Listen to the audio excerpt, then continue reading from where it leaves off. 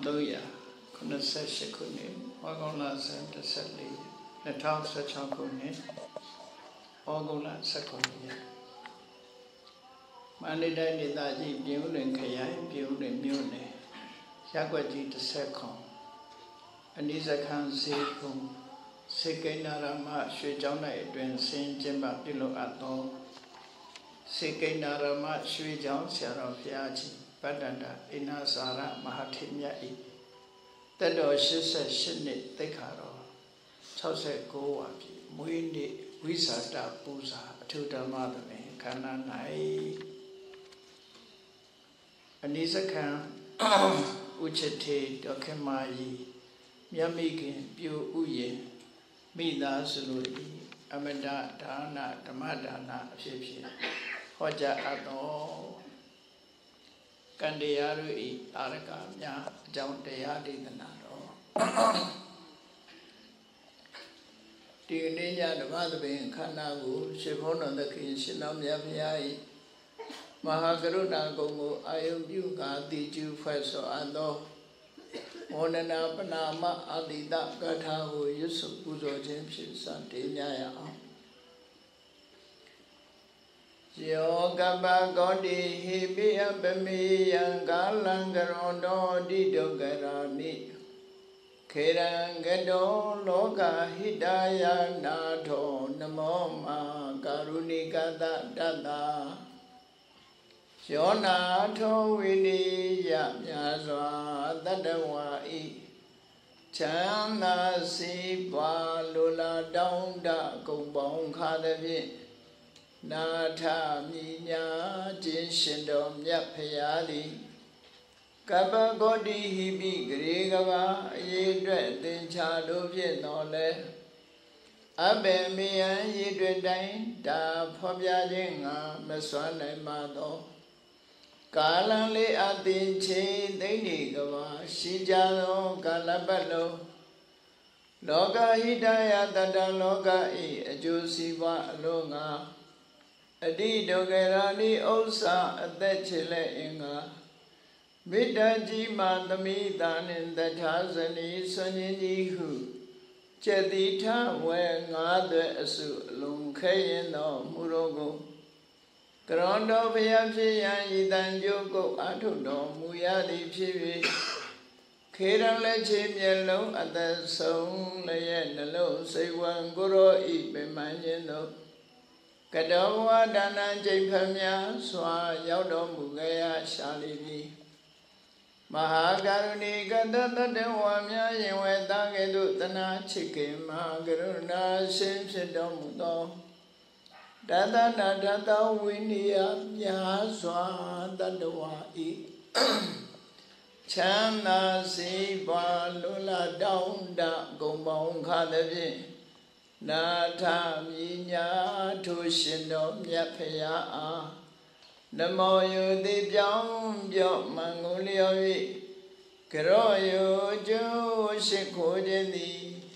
Atubewedu Sinzimadu Piba Sidadi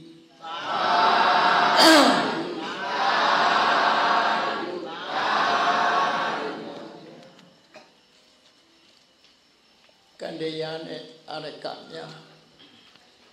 This of Ya Hojatari, Tidana Rinema Asendia Liva Sura Pashi Kamwa Wipako Asendio Kandiyaye Jungu Seguchansi Me Solution Magane Dinya Yanema Modi Gaja Mimiro Yane Seguchansi Lu Lalamami Todiwe Borana Bora Wideo Asendio Pia Guru Yadoye Pia Aya Soramuleve Namambuguri Babione Loga Madiguchi and Nadi Pimariba Aba Win Yasabiaruye Yahu Chansi Segume Solution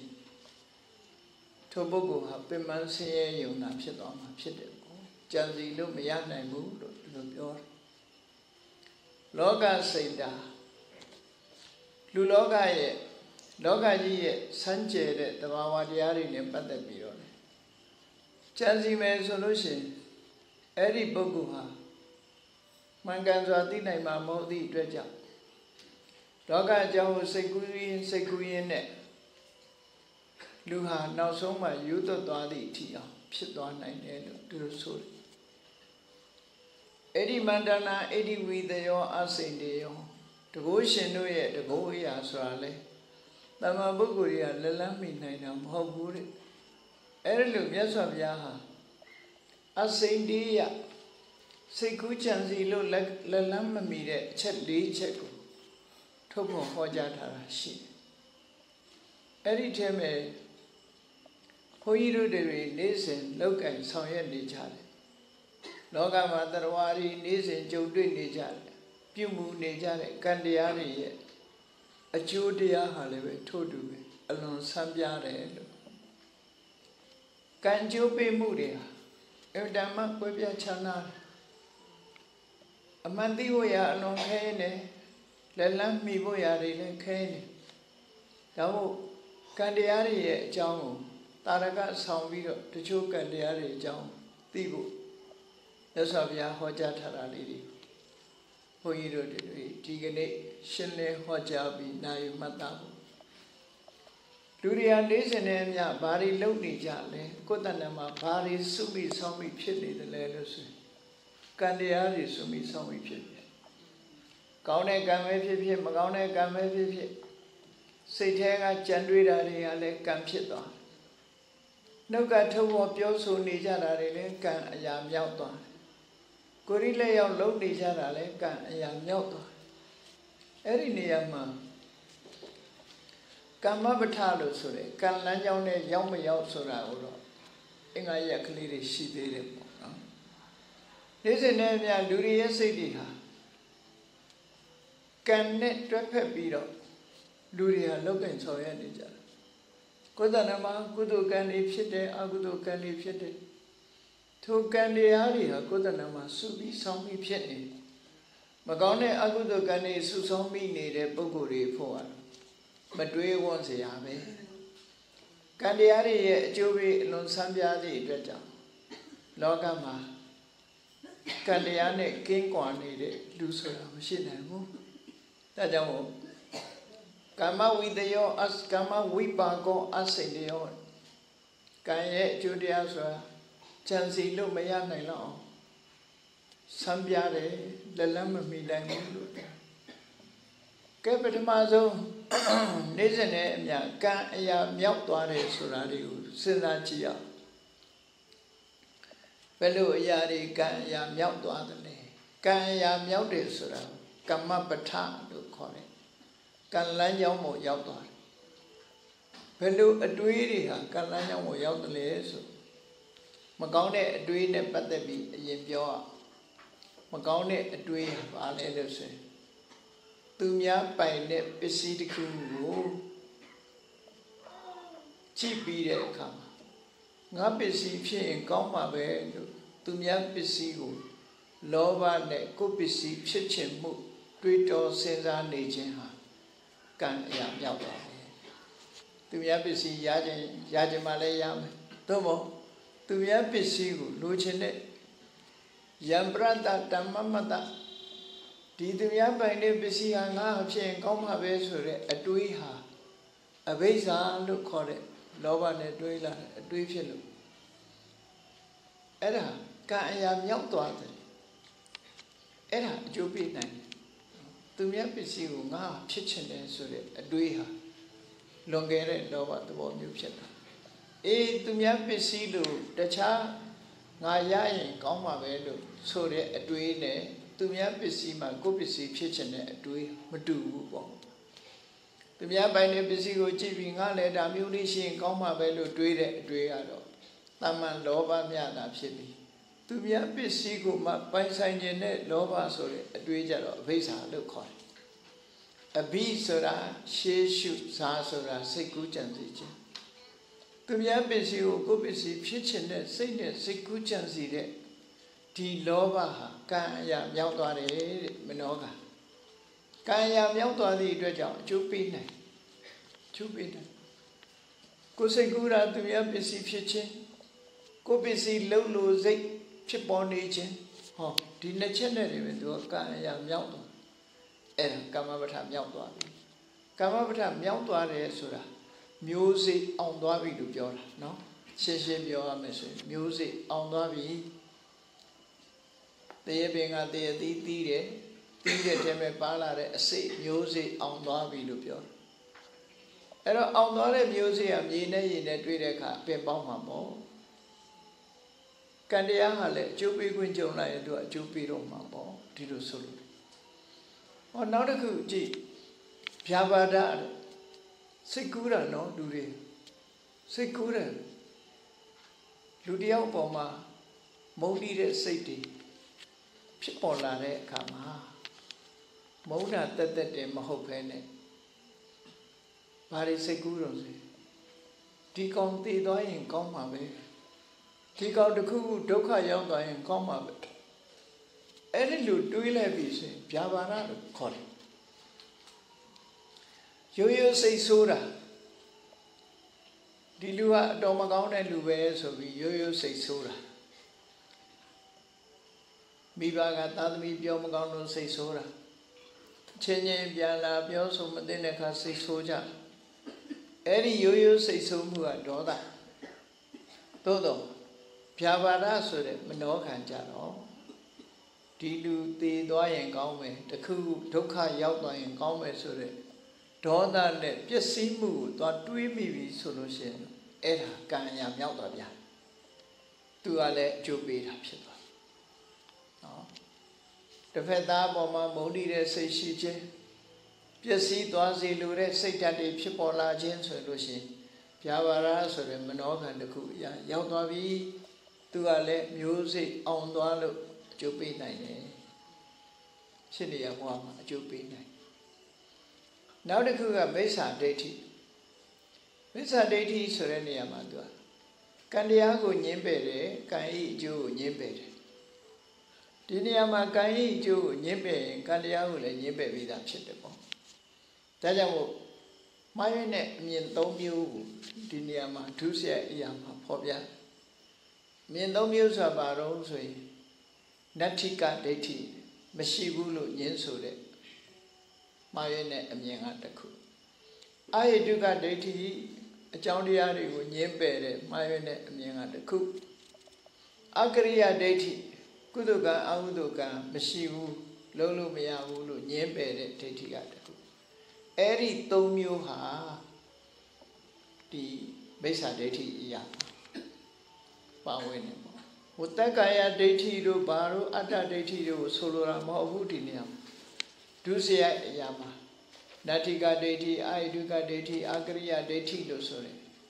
ကံတရားနဲ့ပတ်သက်လာတဲ့မှားယွင်းတဲ့အမြင်တစ်ခုအလွန်ကြောက်စရာကောင်းအဲ့နတ္ထိကဒိဋ္ဌိနဲ့ပတ်သက်ပြီးတော့ပြောထားတာအချက်10ချက်ရှိပါလဲဆိုရင်နတ္ထိဒိဏံနတ္ထိယိဋ္ဌံနတ္ထိဟုတံဒိဏဆိုတာလူရတဏ္ဍဘာအကျိုးမှမရှိဘူးလို့မြင်တဲ့မှားရတဲ့အမြင်နတ္ထိယိဋ္ဌံအကြီးအကျယ်အလှကြီးပေးတာပူဇော်တာပသတာဒါမျိုးတွေလည်းဘာအကျိုးမှမရှိဘူးနတ္ထိဟုတံလက်ဆောင်ပဏ္ဏပေးတာလည်းဘာအကျိုးမှမရှိဘူးလို့အကျိုးကိုညှင်းပယ်ခြင်းနတ္ထိဒုက္ခဒုက္ခဒနာကာမနံဖလံဝိပါကောကုသိုလ်အကုသိုလ်တို့ရဲ့အကျိုးဆိုတာလည်းမရှိဘူးနတ္ထိယံလောကောနတ္ထိပရောလောကောဒီလောကဆိုတာလည်းမရှိဘူးနောက်လောကဆိုတာလည်းမရှိဘူးနတ္ထိမာတာနတ္ထိပိတာအမေဖေဆိုတာမရှိဘူးအမေဖေကိုအတိမမပြုတ်ဘူးအတိမမပြုတ်သည့်အတွက်ကြောင့်အမေဖေကိုပြုစုလုပ်ကျွေးရင်လည်းကောင်းကျိုးချမ်းသာမရဘူးစော်ကားရင်လည်းအပြစ်မဖြစ်ဘူးအဲ့ဒီအမြင်မျိုးတွေကိုဆိုလို့နတ္ထိတတ္တဩပပတိကတရဝါဟာတည်ပြီးတဲ့နောက်ပြန်မဖြစ်ဘူးတခါလေအပြည့်ချုပ်ငြိမ်းသွားတယ်ဆိုအမြင်နတ္ထိလောကေသမဏပြမနာသမ္မေကတာသမ္မာပฏิปันယေဣမံလောကဣမိစ္ဆလောကံပရိစ္ဆလောကံတရားပညာသစ္စိကတဝပဝေတေတိဒီလောကနောက်လောကအကြောင်းကို ကြာကြာနာနာသိပြီးတော့ဟောနိုင်တဲ့အကျင့်ကောင်းနဲ့အောင်မြင်မှုရတဲ့သမဏဗျမနာသို့မဟုတ်လောကမှာဖျားဆိုတာမရှိဘူးလို့ညင်းပယ်အဲ့ဒီညင်းပယ်မှု10ရပ်ဟာညင်းပယ်ပြီးတော့ကိုယ်အယူဆတခုမှန်တယ်လို့တွေးလိုက်တာနဲ့တပြိုင်နက်သူကကံအရာမြောက်သွားတယ်မိစ္ဆာဒိဋ္ဌိဒီအမှားယွင်းတစ်ခုလက်ခံလိုက်တာနဲ့ရှင်းနှက်ပြီးတော့ဒါကိုလက်ခံလိုက်တယ်အဲ့ဒီလိုလက်ခံလိုက်တာနဲ့တပြိုင်နက်သူဟာကံအရာမြောက်သွားပြီးတော့မျိုးစေ့တစ်ခုဟာအောင်သွားတယ်တဲ့ဒါမနောကံအကုသိုလ်နဲ့ပတ်သက်တဲ့မနောကံအဲ့တော့အဲ့ဒီကံတွေဟာအကျိုးပြီးတော့မှာမျိုးစေ့လိုဖြစ်သွားပြီအေးဒါကမနောကံနဲ့ပတ်သက်တဲ့ဝစီကံနဲ့ပတ်သက်တာပြောမလားလို့ဆိုရင်ဝစီကံကြတော့၄မျိုးမမှန်မှန်တည်ရတဲ့အမှန်လုပ်ပြီးတော့ပြောတာမုတ္တဝါဒကိုယ်တိုင်ကသိတယ်ဒါမမှန်ဘူးအဲ့ဒီမမှန်တာကိုအမှန်လုပ်ပြောတာကိုလိန်ပြောတယ်လို့ပြောတာမမှန်တဲ့အကြောင်းအရာတစ်ခုကိုအမှန်လုပ်ပြီးတော့ပြောလိုက်ပြီးဆိုလို့ရှိရင်လေသူကအင်္ဂါဖြစ်ဆုံးသွားတဲ့အခါမှာကံအရာမြောက်တော့ပြန်တခါတစ်ဖက်သားလူ2ယောက်မိတ်ဆွေ2ယောက်တူနဲ့တူခင်ခင်မင်းမင်းနေကြတာအဲ့ဒီနေတဲ့ပုဂ္ဂိုလ်ချားတယ်သွားပြီးတော့ဂုံးတိုက်တယ်ဂုံးတိုက်တဲ့အခါမှာဘယ်လိုရည်ရွယ်ချက်ရှိသူတို့2ယောက်ပွဲသွားမယ်သူ့ပေါ်ကိုတော့ခြေဆုတင်လာမယ်အဲ့ဒီလိုစိတ်ဓာတ်ရုပ်မှတဲ့စိတ်ဓာတ်နဲ့2ယောက်သားကွဲအောင်သွားပြီးတော့ဂုံးတိုက်စကားပြောပြီးဆိုလို့ရှိရင်လေပိသုဏဝါစာကံအရာမြောက်သွားပြန်ဖရုဒဝါစာတစ်ဖက်သားလည်းတင်းမာသွားအောင်သုံးတဲ့စကားလုံးကတစ်ဖက်သားကိုတင်းမာသွားစေတယ်သုံးတဲ့လူကိုယ်တိုင်ကလည်းပဲမာကြောတယ်အဲ့ဒါလို့ကြံ့တန်းခက်ထန်ပြီးတော့နားချမ်းသာပွဲမရှိတဲ့အပြောမျိုးတွေကိုပြောတာဖရုဒဝါစာတနည်းအားဖြင့်ဆိုဆဲတာရေးတာချိန်ချောက်တာအဲ့ဒါလို့ပြောလိုက်လို့ရှိရင်လည်းပဲအင်္ဂါရက်ညီညွတ်သွားတဲ့အခါမှာသူကလည်းကံအရာမြောက်သွားတယ်တံခါပလပါဘာအကျိုးမှကောင်းကျိုးချမ်းသာပေးနိုင်တဲ့စကားမျိုးမဟုတ်ပဲနဲ့ကောင်းကျိုးချမ်းသာကိုပျက်စီးစေတတ်တဲ့ဟိတဒုက္ခကိုဖျက်ဆီးတတ်တဲ့အကြောင်းအရာအပြောဆိုမျိုးတွေကိုပြောခြင်းဟာလည်းပဲတစ်ဖက်သားဖို့နိနာမှုတွေဖြစ်စေနိုင်သောကြောင့်တံခါပလပါဆိုတာဖြစ်တယ်အဲ့ဒါလည်းပြောလိုက်တဲ့စကားကိုတစ်ဖက်သားကမှတ်ယူသွားလို့ရှိရင်ကံရမြောက်သွားပြန်ရောဟောဒါဝစီကံလို့ခေါ်တယ်အကုသိုလ်ဝစီကံလို့ခေါ်တယ်ထို့တူပဲကာယကံနဲ့ပြောမယ်ဆိုလို့ရှိရင်သရဝမန္တိယတနဲ့သရဝလိုလည်းအသိစိတ်ရှိရတဲ့နဲ့ဘာဖြစ်လာတော့တတ်ချင်တဲ့စိတ်တွေပေါ်လာတယ်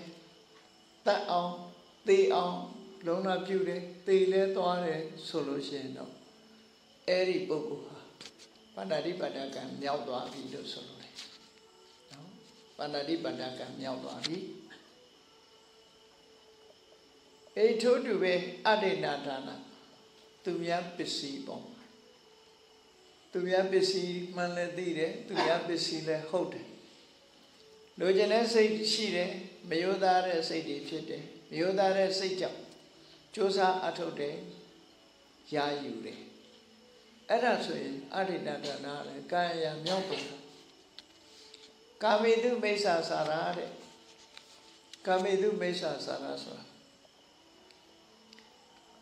ယောက်ျားတွေနဲ့ပတ်သက်လာလို့ရှိရင်ပတ်သက်မှုမရှိတဲ့ယောက်ျားဟာအမျိုးသမီး20နဲ့သွားပတ်သက်လို့ရှိရင်ကာမေတုမိစ္ဆာစာရဖြစ်တယ်နော်အမျိုးသမီးတွေနဲ့ပြောမယ်ဆိုလို့ရှိရင်ကိုယ်နဲ့သက်ဆိုင်တဲ့ယောက်ျားမှတော့တခြားယောက်ျားနဲ့ပတ်သက်လို့ရှိရင်လေကာမေတုမိစ္ဆာစာရဖြစ်တယ်လို့ဒီလိုဆိုနော်အေးဒါကြောင့်မို့ကာယကံဟာမြောက်သွားအဲ့တော့ဒီကံတွေဟာကိုယ်တဏ္ဍာမှာဖြစ်သွားပြီနေစဉ်နဲ့အမျှလူတွေဟာမစင်ញင်ဘူးဆိုလို့ရှိရင်အကုသိုလ်ဒုစရိုက်တွေဖြစ်နေတယ်ရှောင်ကျင်ပြီဆိုလို့ရှိရင်တော့အ Panadipata Viramani, Adinadana Viramani, Kamidumesa Viramani. Shaunjin Virati, Domo Sirna, Kanya Yaut. Shaunjin Lai, Kudu Pite, Mashaunji Musu, Akudu Pite. Told where was he going to leave your man sound like the Manago Pion. Do you want Gondai, no weather on Lofu, Alan, Nino on the purity. The Vedago, Chandan now say, Taitala, Malofu, Shinjit, they move off pure. But you may have you, Pio, Chushi, the Pio Pides. Oh, was he going to Kaune Kudu can sit on that? Manoga and the net to be happy see you. Go have she loaded, say, Gumune, Roma Machanzi. No, to be happy see Goma Machanzi, Lova Machifu solution, and Navesa. The bed up your season, Lord, say, you, Chana Javasi, Simji Javasi, swing Abiabara, Sapchit. Dawu, Lumian light on it behind it. Chana Javasi look mid up put. Simji Vasi. But you will be like Gonet dead, who have just in Madera, Madera, Messina, but you have a Simbi Vazi, Jama Vazi, Chana Vazi, say to him, I'm chimney Lucy, Abiavada, Kaya, Yautua, Bipiat. Konarunga, Te Vazi, Suramuja, Agudu Kaya, Yauta. Eh, the Shivazi, Jama Vazi, Simbi Vazi, saying, oh, Kudu Kaya, Yauta. Say, believe it, young you, no? Young like you. Tamaditi Konaga. Lubudamuri, Jumsi, Kudoga, Audoga, and Jumsi, Udo Mogade. Tari ha Konju Chana, paid like that, Yari Pilu. Juicy, say him at the loop. Edelu, Juicy, look, near light on it to be it to her. Kuduga, Yam Yautabia. No. Kamavata, Kuduka, Yam. Eredu, Nisenelia, Kudanama, Kandi has seawind neither. Luria, Loshamuri, Chandrimuri, Pioso Muri Bomb, Kandiari of Chili. Senaji Lavese, Tippin Yidibing, a point beetle, a didi, Kanagana didi, and a medula. No? A didi, and a do. I look dear, come, say deedy, the Lube, Agudu Ripshin illusion, say deedy, the Lupia. Tijarem, Agudu Pilla Visuino, Chumiare, I am Bipuside, counted deedy, on it. Logama, say deedy, Aria, Bumiane, counted deedy, lonere, to swan. Ero Kanjamaria, Adipons and net. Nisi dai poni do ya tanama phit ni so da tati tha ja mo. Nisi ne phit ni de the me kaung ne kan nei la ma kaung ne kan nei la so da tati shi ko. Thi the ma po Myat Swa Bhuya ho da. Kudu Kamma Prataya 7 ပါAkudu Kamma Prataya 7ပါ အဲ့ဒီကုသိုလ်ကမ္မပဋ္ဌာရား10ပါးကိုကိုယ်တဏ္ဍမှာဖြစ်မှုနဲ့လက်ခံနေတာဓမ္မလမ်းကြောင်းအတိုင်းကျင့်သုံးခြင်းလို့ခေါ်တယ်ပေါ့အကုသိုလ်ဒုစရိုက်10ပါးနဲ့စခန်းသွားနေမယ်ဆိုရင်အဓမ္မကိုကျင့်သုံးခြင်းလို့ခေါ်တယ်အဲ့ဒီမှာမြတ်စွာဘုရားဓမ္မနဲ့အဓမ္မခွဲခြားဟောပြောပြီးတဲ့အခါကျဓမ္မဆိုတာကဘယ်ပို့တယ်လဲအဓမ္မဆိုတာဘယ်ပို့တယ်လဲဆိုရင်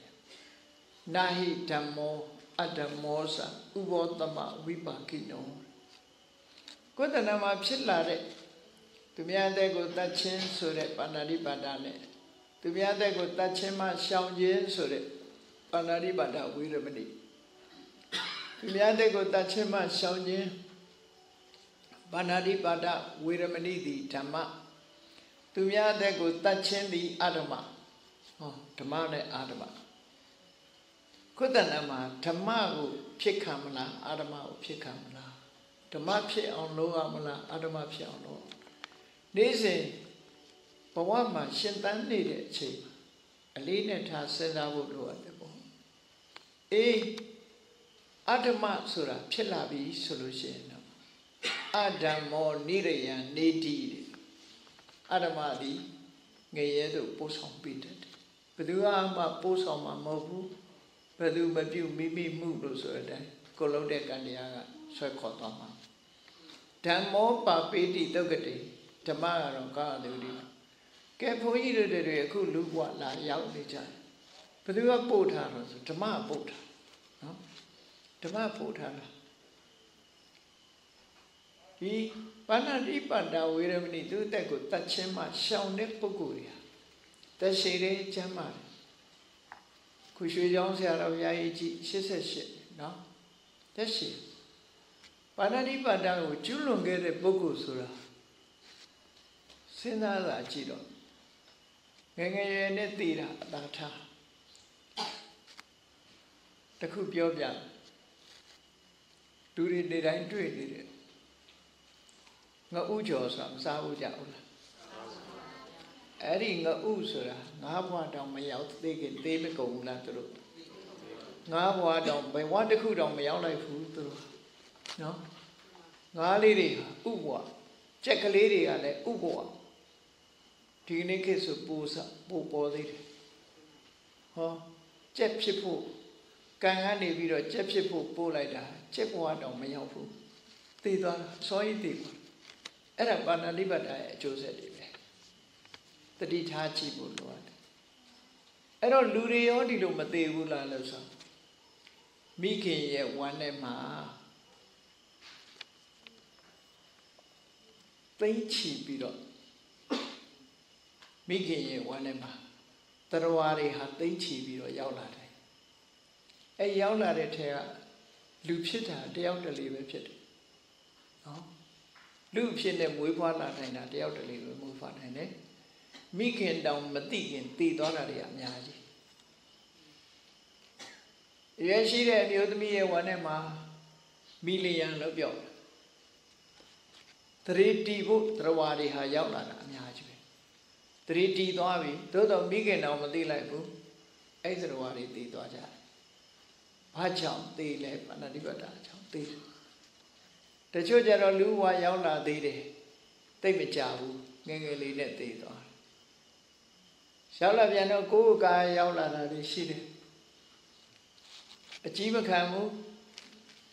Tabje Kayade, they sold one at the coon. Pero Senda Laji, Panadipata, Kay, Jew send it, listen it, do they taste only that, block me honest. Tanchi she. Dera Tanchi she is in Trace and Dera Tanchi Maca. Era Vajo Deja Rosa, Panadipata can Joseph. Go Ujakali Sarek had the Diachi Laiba, Cheuli, Beuli Sarek had the Diachi. The Rawari had the Rawa Piton, Mayolia Usura, Panadipata. Todo. The Rawa Bibi Dada Mapsita, Turutema, that's what I see, no? I would show a Jew, them see Lieutenant. 3D Dwabi. Migan one and Mother Kalala Yejiga Sabi 3D Dwabi. I Kalala Yeji, same Marive, this so Piasi or a Buguri, Yajbe. We while I be Lupima Dam, how Ludom Mapilla again, they Dora Yajbe, to the soup. Era jump you beat of Piona. Tigane Luwa Yaula de Luria, Kabama, Tamon Contomashi. I thank on the town your Luridim. This is name, wait they needed him. Muimelu, Luloga, with Yaula down. A young will come in it. Making a down Matila Pennet, the daughter that was Tamon Contomagabu. No, Tamon Contomagabu. Erelu Yaswa. Trawari te soni jeha. Panadi Padaka, Joseph, true story, no? It doesn't listen at me. For you to do it, the retire maro. Adama Surari Kutanama Mapia on the retabu. Tama Surari Kutanamsia on the retabu, Loade Erelu Matana Boo solution, no. Adamari Pimiana, Adamo, Niri, and Nedi, Debuabi, Debuabi, no? Koda Naha, the really David Uwa Maduri Sakanaya. Not a capian, ume. Okay. Nada, Bibi Tata, Mapilla, and Nava Blom Yam, Senachi. Teresa did him. They don't have it. There are one Mapipene, there are one Mapibusera, account him a born out, no? Turuha level. That's it, and a Taraku, Navi put Dasu needed a chain of Anticonia. Anyway, Loga Machide Trawaria. Bibi Nada Mapipene, Trawadiku needed, Logama Yati nice one machine at this home Doraria, along with Yane. Taha Banadibadaka, Jury bed. Kamba Wipago Asidi Olo Surede, Kaye Julia Sekuchan Zido, Mamina Mu, Loga Luria. Nizinemia, Seka Chandridemia, Noga Topo Piodemia, Gurileo, Loga in the Miariha, Kaya Myopido, Tikandiari.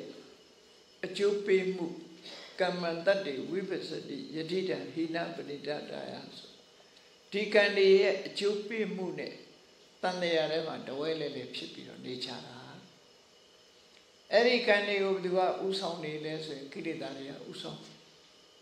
To Kilidari Reme, a wizard let the Naha, Pientans of me. A wizard, I'm Yassi Paitavio, the Naga. Now you take Peter. Away Saja Papa Madibu, Mamima Campsion did a chamber. Tana Sure Chuga, Levin Tapiro, Swakota. Eri Nama Luria. Vezakan Yolo, Vezakan Pom Mamadi, than the Arema Toanicha, Papshetu Mamadi, and the time unit. Than the Arema, Shichani Jare, Twitchy like Baha. Eri Daiha, Mandai me sorry, no? Aku, Hoyiro de Panari Bada, Shange Jalo, Luwa Yaula Javi, Lubibi Dada Pilla Javi, Pilla de Chema, Tama, Yamya Josa Atopu, Luala Rebo. Tamago Josa Ato Naima, Kudu Gamabra dea Seva Dai. Chinja Joko Atobama Oaha, good, when name Yenda Bido Go, Pompo Bido, Oaka you, Shalanama Chitipo. Adina Shire Ludawa Yashi Bido, Kupons go for be go. Pom Twimby, go check the Pons and let Doloya. Kudu Gamusura, go check the Pons and so I look. Erilo Dina Shide Uguri Sedachi. The Chua Tania Hima Pepons and Dwajanose. Piapi Daniaoga, the Wari will catch a pose of you, Bori Tata, and in a Dwaja, Parvi Pija. The Chojano, Pia Loye, Medo, Camido, Nine, Parvi Piduja. The Chojano, Pia Loye, Sanide, and Nine, Parvi Pija. The Chojano. That's all we are. Now, someone Mataro of Chipo, so we do, Parvi Pija. Erelu, go check the Ponzano, Pompo Geja, Pompo Luya, the bomb. Gorma Bodaha, did the Jinagawada thing, attack a Nevido, to check the Ponzano, to Pola Gena, pitiable. Pola Gena, they know so much, Dinyani Biwabi. W. Daniel Payas, the king ship to Yoshipido. Amandiario, which are so much in St. Young. Gorma Boda Puene Kama, Ekatawaka, Miaso, take down the Waka, Lea Yam Shipo, Leway Yam Shipo Subido. Sudan Pompola, Shadari Bodaro, Shimokala Nuha, Tulu Genesuri, Pan Sempido. The Kusik Daincha Pompola Gaja. Shengonia Soroje, Dea Una Gene, မြတ်စွာဘုရားပထမဆုံးဟောတဲ့တရားဥကိုနာယူပြီးတော့သိတဲ့ပုဂ္ဂိုလ်ဖြစ်ဖို့သူကိုယ်သူပုံဖော်ခဲ့တာအဲ့ဒီအတိုင်းဖြစ်တာပဲနော်အဲ့တော့ကိုကြိုက်တဲ့ပုံစံနဲ့ပုံဖော်လို့ရပါတယ်ကုသိုလ်တရားတွေကိုယ်တဏ္ဍာမှာဖြစ်အောင်ကြိုးစားအထောက်ကြကံတရားဆိုတာအဗ္ဗဓမ္မဆံပြားကံတရားတွေရဲ့အကြောင်းကိုအနည်းငယ်ပြောမယ်ဆိုလို့ရှိရင်ကံဟာ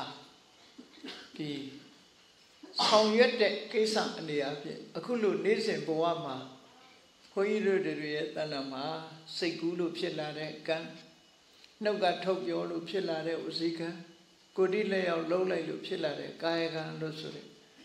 ဒီကံတရားတွေဟာကြည့်တချို့ကံကပရိသေအကျိုးပဝတိအကျိုးထုတ်လုပ်နိုင်တဲ့ဇနကကံမျိုးလို့ခေါ်တယ်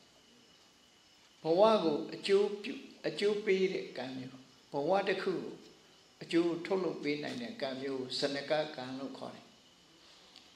အဲ့ဒီပဲတချို့ကံကတော့ဘဝတစ်ခုထုတ်လုပ်တဲ့ကံမျိုးမဟုတ်ပဲနဲ့ထုတ်လုပ်ပြီးသားဘဝတစ်ခုမှာထောက်ပံ့ကူညီတဲ့ကံမျိုးကိုဥပထမကကံလို့ခေါ်တယ်အဲ့လိုဥပထမကကံရှိတယ်လို့နော်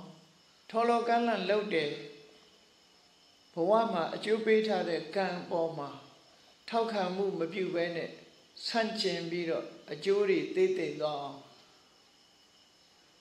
လုပ်တဲ့ကံမျိုးကြတော့ဥပပိလကကံလို့ခေါ်တယ်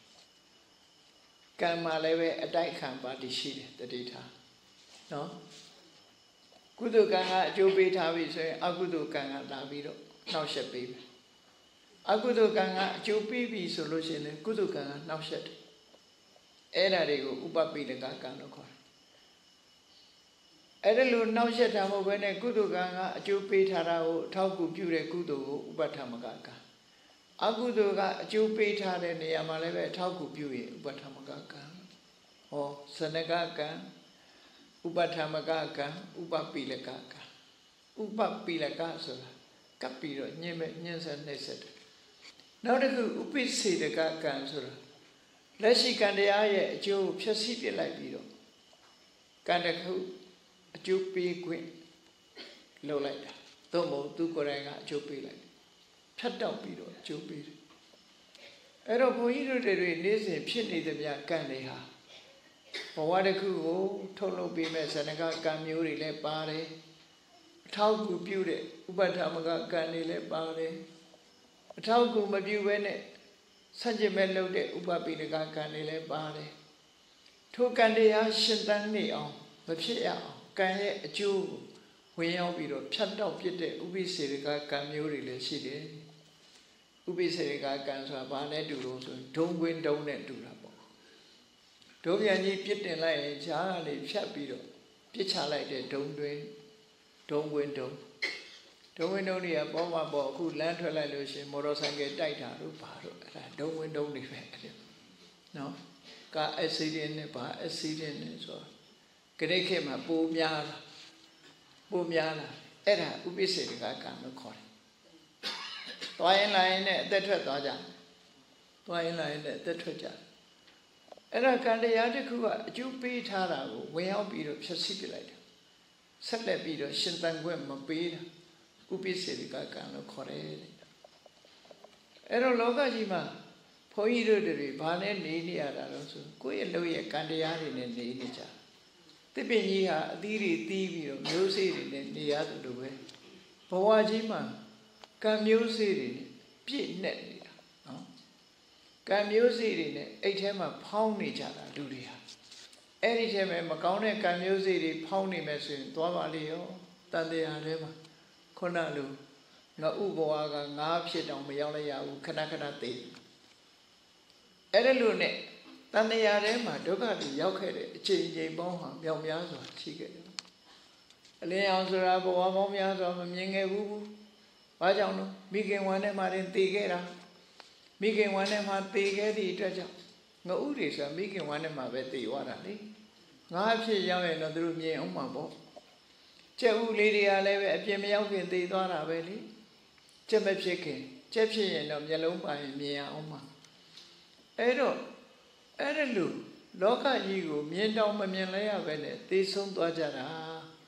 Padari Patakai, Joseph to Soa. Agudu Kaniga, Jose and Gondalue, Kudu Kaniga Leve, Agu Yunchi died Yari Webshitable. Dajawo, yes of Yaga. Agudu Manamia, Malujane, Shanya, Kudu Manamia, Kudanama, Piso on Lobalu. A yeti Soma order, Pira, Dari Chamulu Pira. Agudala, Dawisa, Toka Wipaga Lagana, Agudu Sara, Bishibio, Sierra, Joe, Pire, Kudala, and now is at Toka Wipaga Lagana, Kudu Sara, Big Game be Conjo Channel, Pire. A cocoa eater, the Luwa Yapido. The That she net, the Yan she net. Going a yet the PB zone net. The Yadamari Nalu, the Yadamari Hollow, Dido Ne Nina Hakudu ye, Jody Jam. Nedo Yana. No was way, Dido Javu, Barusa, Willa we. The Yadamane Dribusa, Long Kay. Konalu, the Ubo Amus, Bulolo, the Adnatamuya. Jet Ubuan at Sonday, Bulolo Jam. Erelu, Hawama, begin one name, they sold off a solution. Shana, Queen Yiri, Alon social done anymore. Tadamu Agudusra, non Jalsia Gombi, Gudusra, Agu Chibu, long gone more. Davin Gudu Chia, Hoiru, Balu Apple. Aguduri Mache on Guduri Chipo, Bari Loa Male, a yechi so a chengaku, yes, of your hot hardship. Eraba Ledison Tata Sure Kangayo Lekayo cheated Tata de Ashiame Tata Shiame, yes, of Yaya, Dino, you cheated Tata Soma Lekanet Tata. Kudu Boma say without it the dam Yoshiame. On now the Kuaro, Hiri, Magamu do say got Sheta, Otaba, Magamu do say they got Jauta, a shet jump, and a shivulu. Now the Kuaro, Wiria Lona Shivulu, Lona Surabar, Kodanama Magone Aguduri, Mapshisia Busu, Lona. Kaune Guduri da Chisiyame Lujuva Atom Eri William Yusiam. Now the Kuja, Mamma Quecha Dida de Pina Tadaye, Hiri, Otabaye, Wiria Pina. Eri the young Amu Kudanama, Kaima Shibi solution. Kona Bioere Agudu Gamabata, Tusia Diari, Kudanama, Pipu. Kudanama Mapia, Dana in it also.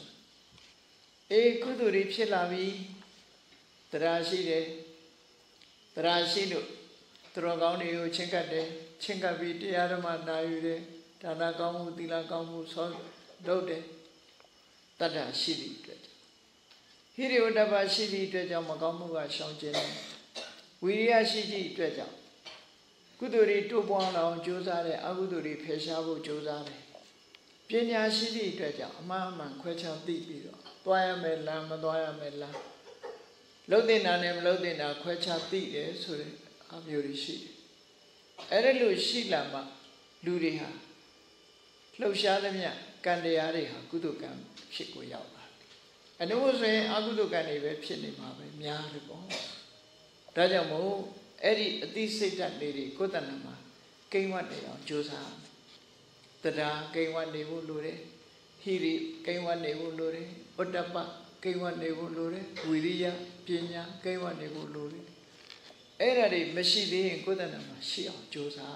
Solo. Erano Josa like be saying, Kodanama, Chitamia, Kudukan, you Pilla. Eri Kudukania, Evidama Aguzia. No, Powakima, Alo simply on. People see that a Jaudiari that Pietamo. Eri Bawakima, Alo simply be Conyo Chanari, Yasin night. Tana Gamu, Tila Gamu, Pawana Gamu Surari. Ti Kudukanirema. Mimi Layam Lalambia, ကုသိုလ်ကောင်းမှုတွေမိမိတန်ဖြစ်လာဖြစ်တယ်ပေါ့ဒါကြောင့်မို့ဒီတရားတွေခိုင်မာထားပြီးတော့ကုသိုလ်တရားတွေဖြစ်မြောက်ကြိုးစားအထောက်ကုသိုလ်ကံဆိုတဲ့အထဲမှာလေကုသိုလ်ကံတွေဟာကိုယ်တဏ္ဍာမှာအဖြစ်များပြီဆိုလို့ရှိရင်ဖြစ်တဲ့အခါမှာအဖြစ်များတဲ့ကံသို့မဟုတ်ဖြစ်တဲ့အခါမှာကျင့်တတ်အားရတဲ့ကံတွေဟာအလုံးကိုအားကိုးစရာကောင်းတယ်အလုံးအားကိုးစရာကောင်းတယ်အဖြစ်များတဲ့ကံကလည်းအားကိုးရတာပဲစွန့်ရည်တတိတွေပြည့်ဝနေတဲ့ကံကလည်းအားကိုးစရာနောက်တစ်ခုကတော့ကုသိုလ်ကံဆိုတာဘလောက်အားကိုးရတော့ဆိုရင်ဘလောက်နောက်ကျပြီးမှလှုပ်ခါတခါကုသိုလ်ကံကနေဝင်ပြီးတော့ကယ်လိုက်တာရှိတယ်တီဟိုကျောင်းမှာလူတယောက်ဟာဒီဓမိလဒေါဝရိက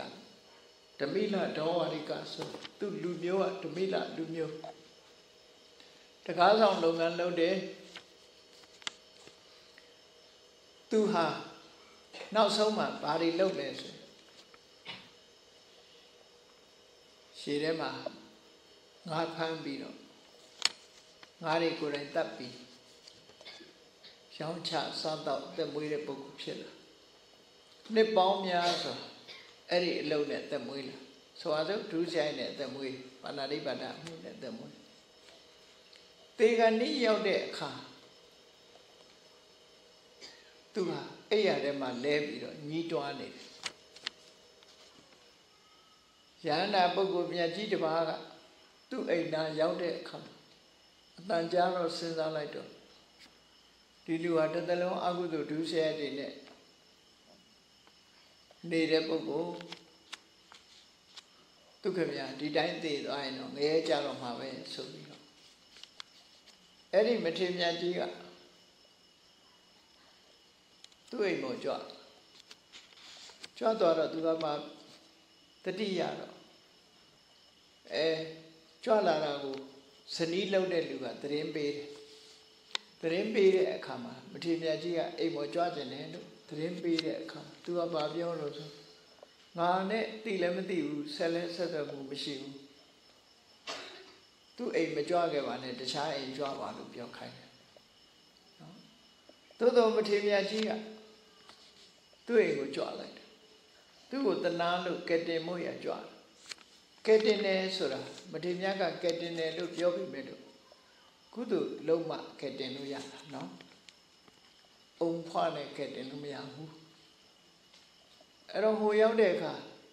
သူ့ရဲ့အခြေအနေကိုမေးမြန်းပြီးသူ့ကိုကုသိုလ်ကောင်းမှုတွေရအောင်လို့တရဏဂုံလိုက်ဆုံးမလားလို့ဒီအချိန်မှာအာကိုရမဲ့နေတဲ့အချိန်လေးမှာတရဏဂုံလိုက်ဆိုပါလားဆိုတော့ဆိုပါမယ်ပေါ့အဲ့ကြအာကိုရမရှိတဲ့အချိန်မှာအာကိုအဲ့ဒီမထေရကြီးကဗုဒ္ဓံတရဏံဂစ္ဆာမိဓမ္မံတရဏံဂစ္ဆာမိတစ်ခုချင်းချပေးလိုက်ဆိုတယ်သူတေခဏီလေးမှာလိုက်ဆိုပြီးတော့တရဏဂုံပြီးတော့တဲ့အခါပါဏာတိပါဒဝေရမဏိလို့ဆိုတဲ့အချိန်လေးမှာသိက္ခံပရံသမာရိယမိတောင်မရောက်လိုက်တော့ရှာကမေးကပြုတ်ကျသွားပြီးတော့ရှာကလိမ့်လို့မရတော့သေဆုံးသွားတယ်မျက်ဖြူဆိုင်သွားပြီဆိုတော့အဲ့ဒီအချိန်လေးမှာပါဏာတိပါဒတော်ဆိုကာလေးတွေအပြစ်မတတ်လိုက်ဘူးဗုဒ္ဓသရဏံကိစ္ဆာမိဓမ္မသရဏံကိစ္ဆာမိသံဃာသရဏံကိစ္ဆာမိဆိုတာတော့ပြည့်ဝသူလိုက်ပြီးတော့ဆိုလိုက်ရတယ်အဲ့ဒီဆိုလိုက်တဲ့သေခဏီးမှာလှုပ်လိုက်တဲ့ကုသိုလ်ကောင်းမှုဟာဘလောက်ထိအကျိုးပေးလိုက်လို့ဆိုမျက်စိနှလုံးလဲမှိတ်သွားရင်သူဟာ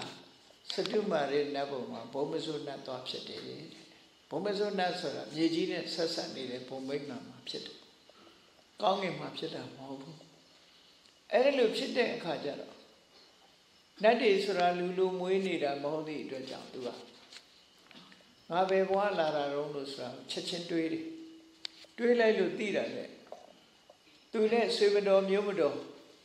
ဆရာတော်ကြီးတို့ကကြွလာပြီးဗုဒ္ဓံတရဏံကိစ္ဆာမိဆိုခိုင်းလို့သူဆိုလိုက်တာအဲ့ဒီကုသိုလ်ကြောင့်ရတယ်ဆိုတာသူသိသွားသိတာနဲ့ချက်ချင်း လာပြီးတော့ကျေးဇူးတင်ကြောင်းပြောတယ်ပြောပြီးတော့သူကဘာပြောလဲအရှင်ဘုရားတပည့်တော်ကို၅ပါးသီလပြီးအောင်သာချလိုက်မယ်ဆိုလို့ရှိရင်ဆိုလိုက်မယ်ဆိုရင်သူဟာအထက်နဲ့ပြည့်ထီအောင်ရောက်သွားမယ်လို့ပြောအဲ့တော့သူမဆိုနိုင်တာပဲတတ်နိုင်မလို့ပေါ့နော်အဲ့ဒါလောက်လေးနဲ့ကဲတင်လိုက်ရတဲ့အနိကလှုပ်လိုက်ရတဲ့ကုသကောင်းမှုကြောင့်သူဟာအပင်ငရဲလွတ်သွားတယ်ဆိုတာဓမ္မောပါပိတိတုတ်ကတေသူလှုပ်လိုက်တဲ့ဓမ္မက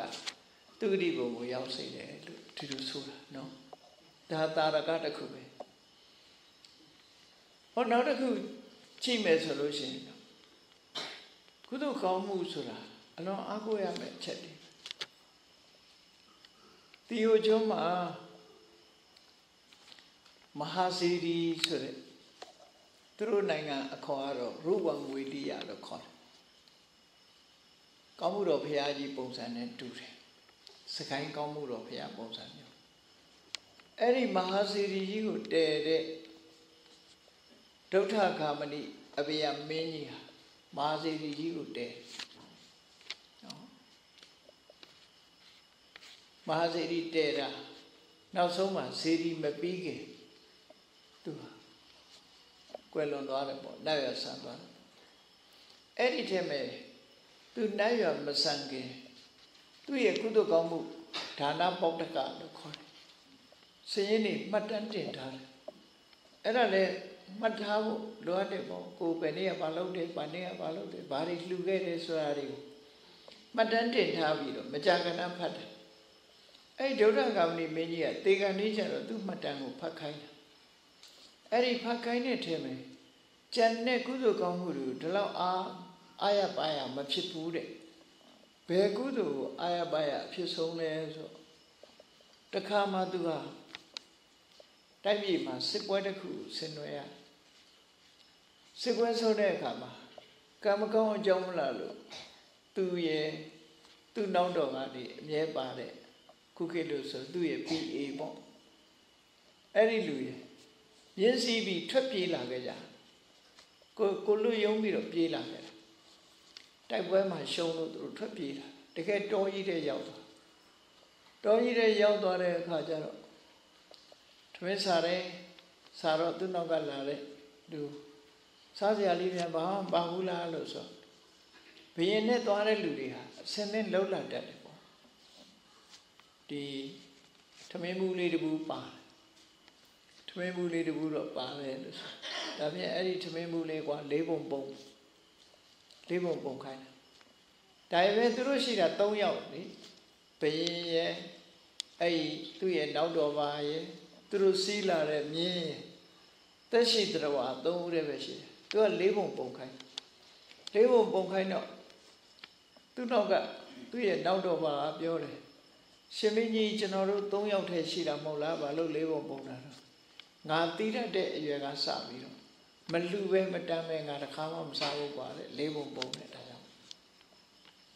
၄ပုံခိုင်းလိုက်တပုံကဆွမ်းလောင်းမှုပြောတော့ရှင်မင်းကြီးတဲ့တောထဲမှာဘယ်အကိုတော်ကဆွမ်းလာခံမမရုံးနဲ့ဆိုတော့မင်းမပူပါနဲ့တဲ့ဆိုပြီး၄ပုံခိုင်းပြီးတဲ့အခါကျတော့အဲ့ဒီတပုံကိုသူကအဋိဋ္ဌံလိုက်တယ်ဆွမ်းလူပါရစေကြွားရောက်ချီးမြှောက်တော်မူပါလို့နှုတ်ကနေထုတ်ပြီးတော့ပြောလိုက်တဲ့အခါယဟန္တာတစ်ပါးကဒိဗ္ဗသောတာနဲ့ကြားသွားကြားလိုက်တာနဲ့အော်ဘုရင်ကြီးကဆုံးခံပြင့်နေပြီငါသွားမယ်ဆိုရင်စိတ်တဂတိလို့ခေါ်တယ်စိတ်လိုမြန်တဲ့သွားနည်းကရှိကာယဂတိဆိုတာဖြည်းဖြည်းသွားစိတ်တဂတိဆိုတာတော့ဒီနေရာပြောက်ဟိုနေရာဘွားကနေရောက်သွားစိတ်ဆိုတာလွန်လင်းမြန်တယ်လေအဲ့ဒီလိုလင်းမြန်တဲ့နှုံနဲ့သွားလိုက်တဲ့အခါဘုရင်ကြီးကအလူကံကြွားပါလို့ပင့်လိုက်တဲ့စကားအဆုံးမှာပဲဘွားကနေအဲ့ဒီမထေကြီးကတပိတ်လေးပိုက်ပြီးရောက်လာတော့ကြည့်ကွမြင်ရလားငါပင့်တာချက်ချင်းရောက်လာတယ်ဆိုပြီးတော့ဘုရင်ကြီးကတရားတရားတွေဖြည့်ပြီးတော့သူ့ဝေစုကိုပါထည့်ပြီးတော့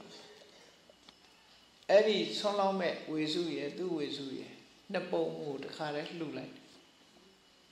လိုက်တဲ့အခါကျတော့နောက်တော်ဘာကလည်းအေးဘုရင်ကြီးမစားဘဲနဲ့ငါစားလို့မသင့်တော်ဘူးငါလည်းမစားဘူးလှူမယ်ဆိုပြီးသူ့ဝေစုလည်းလှူလိုက်တယ် သူတို့စီးလာတဲ့မြင်းကလည်းပဲအဲ့ဒါတွေမြင်တဲ့အခါကျတော့မြင်းကလည်းပဲဟန်မူရပြတာသူလည်းမစားပါဘူးဆိုတဲ့ပုံစံအဲ့ဒါမြင်းရဲ့ဝေစုကိုလည်းပဲလှူလိုက်တယ်လှူလိုက်တော့အဲ့ဒီမထေရကြီးကတပိတ်နဲ့အဲ့ဒီဆုံးကိုလှူခံပြီးတော့ရဟန်းတန်ဃာတွေအားလုံးနဲ့ခွဲဝေပြီးသုံးဆောင်အကုန်လုံးအပါးစီလိုက်လှူတယ်အဲ့ဒီအချိန်မှာဘုရင်ကြီးကအလွန်စားတယ်ငါစားလိုက်တာကွာတို့ညာနည်းနည်းလေးဆွညဟဲ့ညာလေးပြပို့လိုက်ရင်သိကောင်းမှာပဲလို့စိတ်ထဲကတွေးလိုက်ခါရှိသေးတယ်ခုနကမထေရမြတ်ကြီးကသူဖုံးပေးပြီးတဲ့တပိတ်ကိုဘုရင်ကြီးစီကိုဒိဋ္ဌံပြီးတော့ပို့လိုက်တော့တပိတ်ကဘုရင်ကြီးရဲ့လက်ထဲရောက်လာနော်စွမ်းတကူရှိတဲ့ပုဂ္ဂိုလ်ကြီး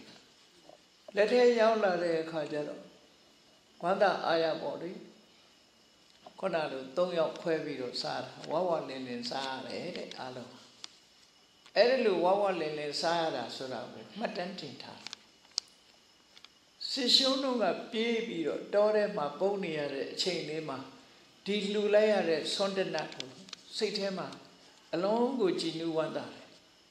တေကန်နေကြတဲ့အခါဒါနပေါဋ္ဌကဆိုတဲ့တရားမှတ်တမ်းဒီဒါနမှတ်တမ်းစာအုပ်ကိုဖတ်တယ်ဘယ်ဟာမှသူ့စိတ်ထဲမှာအကျဉ်းတ်တယ်ဆိုတာမတွေ့ရပဲနဲ့အခုလို့တောထဲမှာထွက်ပြေးရင်းကနေပြီးတော့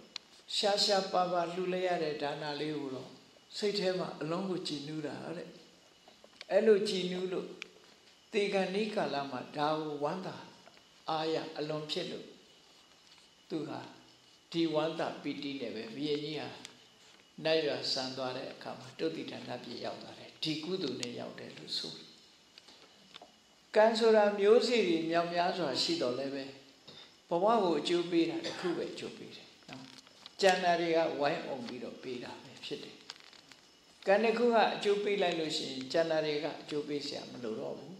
ပရိသေအကျိုးပေးပြီးသွားတဲ့ကံတရားဟာလည်းပဲသူ့ရဲ့စွမ်းရည်တတ္တိကံအကျိုးကိုထွန်းလို့ပြီးတဲ့နောက်မှာပိုးတိလို့ဆိုတဲ့သက်ရှင်တဲ့များကာလပတ်လုံးဆက်လက်ပြီးတော့အကျိုးပေးနေတာမျိုးတွေရှိတယ်ပေါ့သို့တော့ပရိသေအကျိုးတစ်ခါပေးပြီးရင်နောက်ထပ်ပေးနိုင်စွာမရှိကြဘူးပဲကံပဲဖြစ်ဖြစ်အခုဒုရကောင်ဒီမင်းကြီးဟာလည်းပဲသူလူခဲ့တဲ့ကုသိုလ်ကောင်းမှုရဲ့ကုသိုလ်ကောင်းမှုကိုအလုံးကိုဝမ်းသာကြည်ညိုတဲ့စိတ်နဲ့သူလှူဒန်းခဲ့တဲ့အထက်မှာအားရဆုံးကုသိုလ်ကောင်းမှုတစ်ခုအဖြစ်မှတ်တမ်းတင်ထားတာဖြစ်ပါတယ်။ဒါကြောင့်မို့ကုသိုလ်ကောင်းမှုဆိုတာအလွန်အားကိုးရတယ်။အားကိုးရတဲ့ကုသိုလ်ကောင်းမှုတို့ဘုန်းကြီးတို့တို့ကြိုးစားအထောက်ကြမှာဖြစ်တယ်။အဓမ္မောနိရိယနေတိဓမ္မောပါပေတိသုက္ကတိအဓမ္မဆိုတဲ့ဒုစရိုက်တရားတွေကအပေငရဲကိုပို့ဆောင်တတ်ပြီးဓမ္မလို့ဆိုတဲ့သူစရိုက်တရားတွေကကာယသူရိဘုံကိုပို့ဆောင်တတ်တယ်ဆိုတဲ့သဘာဝနှစ်ခုပိုင်းခြားပြုပြီးတော့နေ့စဉ်နဲ့အမျှကိုယ်တဏ္ဍာမှာကုသကံတွေဖြစ်အောင်သာကြိုးစားအားထုတ်ကြမှာဖြစ်တယ်လို့ကိုယ်စီမှတ်သားနိုင်ယူပြီးကုသိုလ်တရားဖြစ်ပွားအောင်ကြိုးစားအားထုတ်နိုင်ကြပါစေကုန်သတည်း